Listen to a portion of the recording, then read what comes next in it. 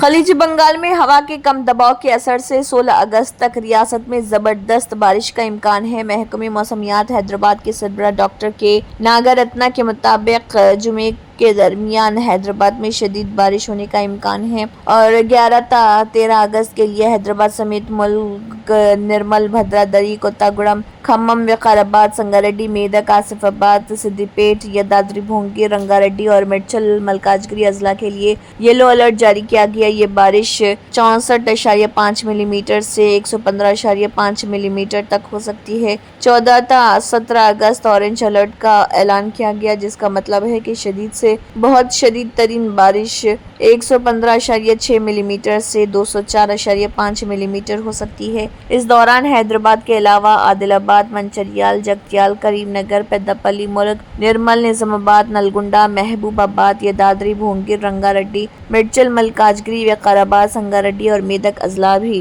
متاثر ہوں گے۔